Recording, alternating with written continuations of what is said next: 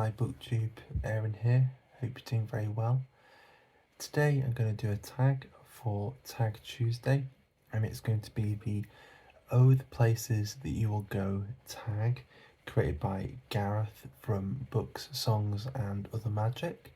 And this is a tag that's based on the book of the same title by Dr. Seuss, and it's all about where you've been, where you're going, both in your reading life and also in your personal life as well. So each prompt here has a sort of a bookish angle, and it also has a personal angle. So let's jump into it. So initially, Gareth asks, "Where have you been?" And growing up, my family never really went on many holidays off into sort of to any exotic locations. We always just went on camping holidays here in the UK that I loved, and so there are certain areas of the UK that I've been lucky to visit and spend time in, and it would often be sort of camping, and so it's a different experience, I suppose, to staying in a hotel or something. And it was always something I really loved and appreciated.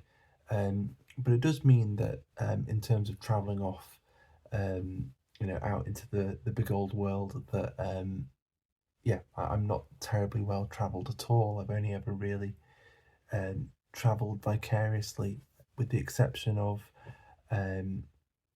Guernsey, which, although it's not very far away at all, I'm going to go on a technicality and say that it's, although part of the British Isles, it's not part of the United Kingdom, and so I'll throw that one out there. But I've also been to France. I've visited Paris, and so that's it really. But I'm hoping in the next couple of years that we'll be able to travel a little bit more, and we have some tentative plans up in the air about traveling a little bit further than that. So the first proper prompt is so the bit, each prompt has a little quotation from the Places You Will Go.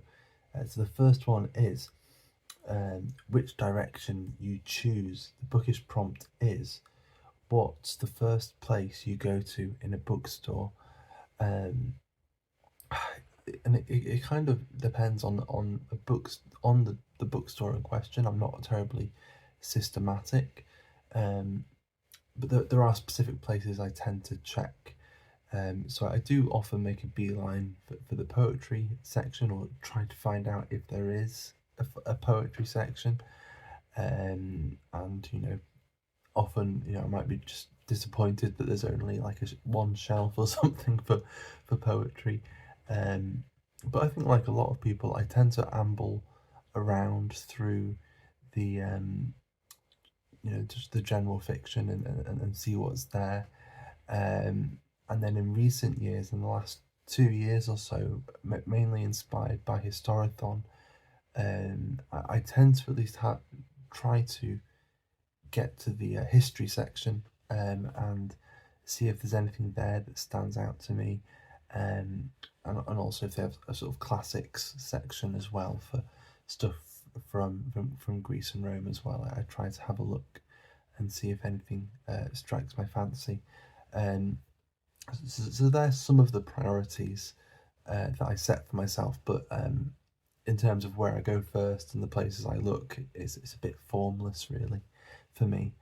And then the life side of that then is, what's the biggest life decision that you've made that's impacted your life? And I think it is really the decision to get married, and I think the idea that I suppose sort of going forward, that there's that willingness to do things more as a team, which you don't need to be married to do that, but it's just a total reshifting, I suppose, um, of the way you see things, the way you decide to do things, and your motivations ultimately. So that was, yeah, obviously quite a big one. Number two is, so our quotation is, too smart to go down any not so good street. The book prompt is, what did you used to read that you don't read anymore? For that, I would go with like Doctor Who. I was going to say novelizations, but not even novelizations, just Doctor Who books. I didn't used to read a lot of them, but I read a couple, and also my brother had loads of Doctor Who audiobooks that we'd listen to all the time. And that was something I really loved, and I've never, my love for them hasn't really been reignited since then. I sort of moved on from them, drifted away from them, and never really looked back that much, really. So that's something that I don't really read anymore, those sorts of things. And then the life side then is, what have you learned either as a hobby or in education that you value most? And there were two things that stood out. One was a sort of a general thing that I can remember a teacher telling my parents at a parents' evening, and it was my chemistry teacher, who was, basically he just said that, yeah, Aaron's doing fine, but he's resting in his laurels, and it was maybe one of the first times I'd ever heard that phrase, but it's something that's stuck with me, that I was doing well, I performed well in the past, but I wasn't pushing myself, and I could do better, and I was slackening off, and just having, at a relatively early stage in my life, having that pointed out to me, that's, you know, ultimately a character flaw of my own, that I tend to,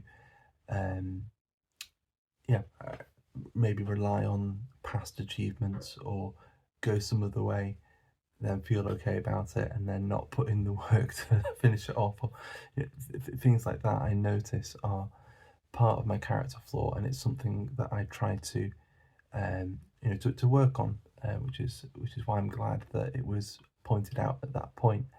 So that's one thing. Not to beat myself up or anything. The other one, and it wasn't anything. It wasn't like a spur of the moment thing, but it's learning to read and appreciate poetry. And I honestly don't think I would still be reading if between the ages of about 17 and 20, I hadn't got the poetry bug, and I hadn't been just obsessed by certain poets, and dived in, and had great teachers who also had a passion for poetry. So I think, yeah, in terms of how my reading life has affected my personal life, and sort of the deeper side of my life, I would say that reading and learning to appreciate poetry is one of the big developments in my life, which sounds a bit silly when said out loud. Number three is, pick a book with.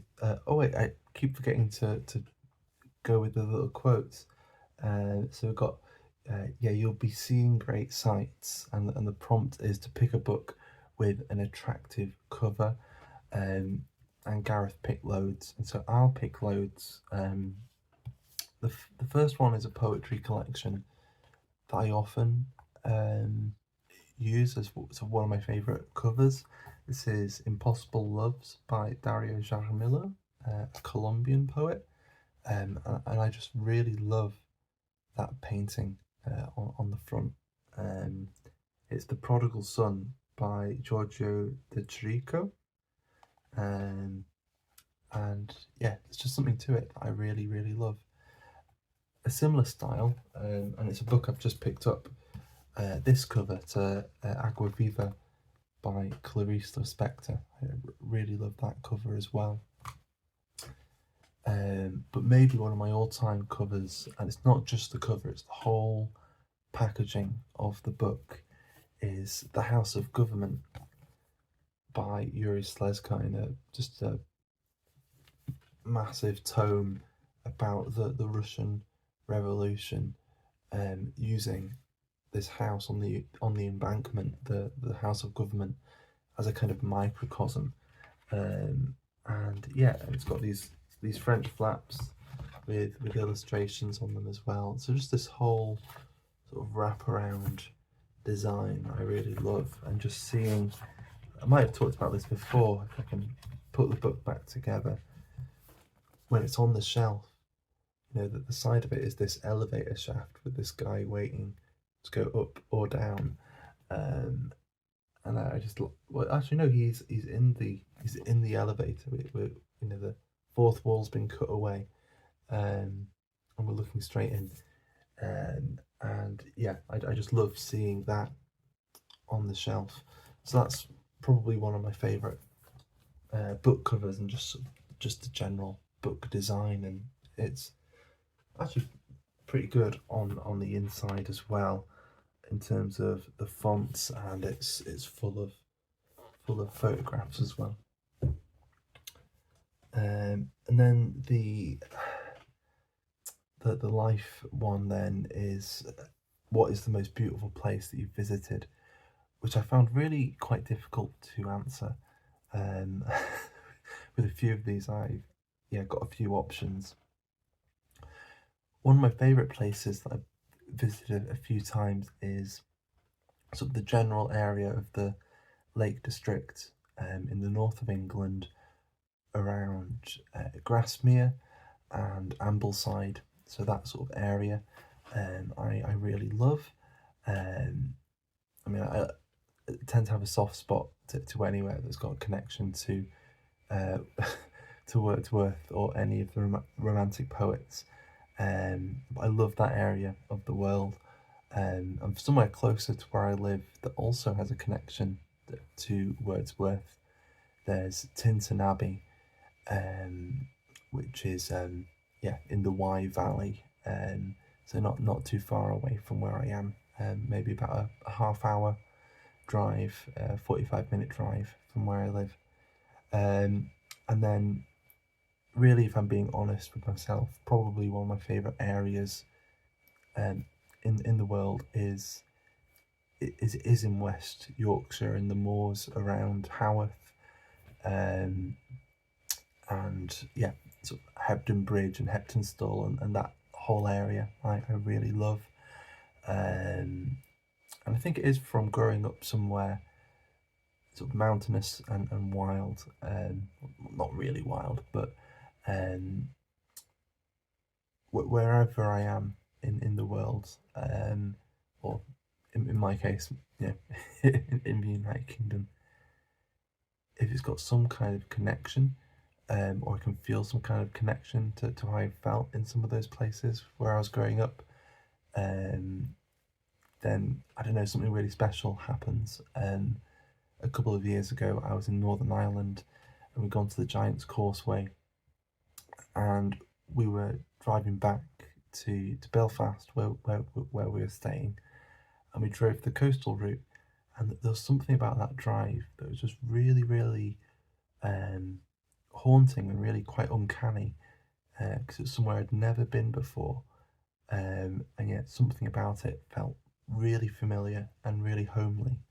And the same on some drives I've been on in Scotland, and just there's, I don't know what exactly it is, what I'm connecting with precisely, but there's something special there. So that's in terms of sort of natural landscapes, some of the places that I find most beautiful and have a connection to. In terms of sort of man-made things and sort of things like that, probably the Musée d'Orsay in Paris, and I'm sure there are plenty of other museums and galleries that I'll visit in the future that will have a similar effect on me, and I'll find equally difficult to leave. But I, yeah, loved the Musée d'Orsay. Number 4 is, what do you feel confident you know a lot about with regards to books? Uh, I can be very, and I once again have forgotten the little quotation. It says, "You'll be the best of the best," is the quotation for this one. So with that in mind, what kind of books do you feel confident that you know a lot about? Um, and I often have a bit of a lack of confidence, or I second guess myself a lot when it comes to thinking of myself as a specialist in in any kind of way. Um, I have an interest in utopianism and also in the Gothic, which are things I don't talk about that much. And I think in my effort to read a little more widely, they're areas I don't go to as much in my reading and don't talk about too much on booktube. Um, but they're still areas of literature that I find really interesting. Um, I don't know as much as I'd like about it, but another area I love in general is romanticism as well. Um, I think when it comes to my general worldview, I steal something I heard John le Carré say, and just say I'm nothing if not a romantic. And so yeah, there's something about romanticism that I at least feel a strong affinity to, and I'm constantly trying to find out more about. But I think just generally, just poetry in general, if it comes to bookish things, um, and then generally more in life, what would be your specialist subject in Mastermind? Um, and sort of leaving the world of books, I think I'd go with Radiohead, um, who are a band I can't remember not existing, um, and all these years later, I'm still obsessed by. So yeah, I'd go with Radiohead as my specialist subject. Number 5, then, except when you don't. The book prompt is, what kinds of books do you feel that you don't relate to? Which was a tricky question, because there are a few genres that I could think of where um, they're just not my favourite genres, and yet there are always individual books that I've read that I've enjoyed from them. And so it is quite difficult. And the only thing I could really think of was like self-help. And I was thinking that the thing about self-help I was finding a little difficult to relate to is the way that, at least in the couple that I've read, um, they seem, when it comes to understanding just people and how people work, how people think, what people want, it's very sort of cookie cutter. There's no sense of nuance, no sense of individualism to how they're dealing with people. And they use with this sort of self confidence that they have the answers to whatever it is, and they've had these certain experiences. Um, and yet I'm always, when I'm reading them, thinking of the exceptions, thinking of the nuance, because there's just something just too simple often to these self-help books, at least the ones that I've been exposed to so far. And so even the ones that I find somewhat helpful myself, there's still a slight disconnect because I'm finding the grey area. Um, uh, so yeah, we'll go with that. And then for what's something you stopped doing or you've given up, there's very little that full stop I've given up on. Two sort of hobbies or sort of vocations or um, sort of skills that I'm not utilising as much these days. on music and painting, both things I have loved to just immerse myself um, in the past. I still do immerse myself in music, but it's often alone, just for myself in playing guitar or piano or whatever's to hand, and occasionally jam with people. Um, but it's been a while since I've played live, and I used to love playing live, whether it's in a band setting or um, going to an open mic or something like that. And so, yeah, that's something that I've let slip, that I haven't fully given up on. It's just become less of a priority. And painting, I hardly paint at all. I occasionally doodle and sort of sketch things, but I've got an unfinished, well, yeah, sort of multiple unfinished paintings just next to me here that I should get to at some point. Number 6 is The Waiting Place. Name a book you're excited to read that's on your TBR. And this one, well, I've got 3 books here because they're really the next 3 books I can see myself reading. Hopefully I'll get to them this month, but we'll see.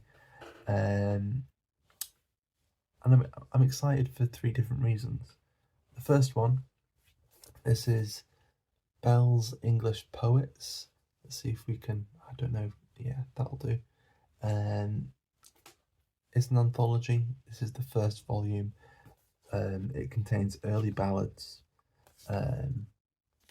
illustrative of their history, traditions, and customs. And I haven't read nearly as many ballads as I would like. I think each one has got its own little introduction as well. And I've got loads of little anthologies like this that contain the ballads, but this is, for one, the most beautiful, and also having a general introduction at the beginning, and also individual introductions to each ballad, I thought was really interesting. So this is one I'd really love to get to and explore, an area of poetry that is somewhat familiar, but I haven't given as much time as I'd like. Then the next one is The Conference of the Birds by Farid ud-Din Attar, a Persian poet.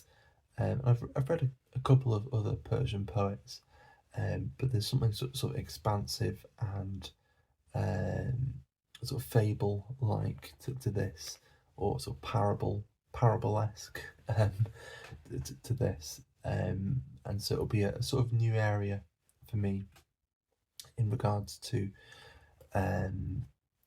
Persian poetry and sort of Near Eastern poetry. And then the next one then is The Missing of Claire de Lune by Christelle de Bos, which is the second in her Mirror Visitor series. And I'm just looking forward to getting to this because she seems to have a habit of ending books. It's not even quite on a cliffhanger, it's just it's a point where you just expect the book to keep going. It's not quite a cliffhanger even, and so I'd just like to know what happens, and so we will see. So there are 3 books that I'm looking forward to get to for slightly different reasons. And then the last one, Balancing Act. Talk about balancing your time between life and booking. Actually, no, is there another side to the other one? There is. I'm getting ahead of myself because I'm also supposed to be answering the question of what in general are you looking forward to most this year. I'm terrible at making any sort of long-term plans, very last minute. I'm sure my superiors at work get a little bit annoyed at me constantly submitting requests for leave at the very last minute. And so, yeah, I have very few plans. Sort of next year, yeah, we have some loose plans for some travelling that I'm looking forward to that hopefully will involve me um, finally getting to meet the Mediterranean. My wife is acquainted, but I'm not, so um, that's something that I'd be looking forward to. And while we're in that area, there's some graveyards um, that I picked out that I'd like to visit. Um, but I think just generally, certainly for this year, um, so for anyone who's relatively new to the channel, around this time last year, my daughter was born, um, and it's been crazy to think of how quickly the time has gone. She's grown up, and already a 1 year old with her own personality and her own sort of hobbies and characteristics forming, and I'm looking forward to more of that, and looking forward to um, enjoying being a dad more, and just being, I think, being comfortable and confident being a dad as well. And I don't know if that would make any sense for me to say, but that's, I think, for this year, what I'm looking forward most to. And if we get to do any fun things and go to fun places, then that's a bonus. So yeah, that's what I'm looking forward to this year. And then balancing act. Talk about balancing your time between life and putting out content on booktube. So as I was just saying, I've got a little 1 year old who takes up a lot of time and attention. I work full time as well, and so certainly free time is relatively scarce. It's um, I don't know. There's an idiom that I was going to use that has just gone out of my head, um, but I think somehow since then I've been learning to use my time a bit better. And whereas before I had slightly more time, um, I was very good at wasting it, and now I'm getting slightly better at not wasting time. And so, often in the evenings, um, when she's asleep, uh, really I have three options of things to do. I can either make a video, like I'm doing tonight, I can read, or I can write. And they're the three things I do. Sometimes I do two of those things, sometimes I even managed to do all three. But um, the aim is to do at least one of those things in the evening when she's asleep. And I'm not sure. I think I am probably making slightly less videos than I was before. However, I have been appreciating that I'm, at least with this limitation, I'm kind of forcing myself to make the decision of, like, what video do I really, really want to make right now. Um, and that's been, I mean, that's obviously good because it means I'm more engaged in in what I'm doing and what I'm saying. I hope that at least comes across a little bit. Um, I think the one thing that does sadden me slightly is at the moment I've noticed I'm slipping away a little bit when it comes to um, commenting on people's videos, and I'm certainly much slower than I have been in the past at responding to comments. So I hope you continue to be patient with me with that. But some kind of balance seems to be working at the moment, and it is just assessing what time I have, what things I want to do, and it's really as simple as then just choosing one and um, committing to it. So that's how I balance my time.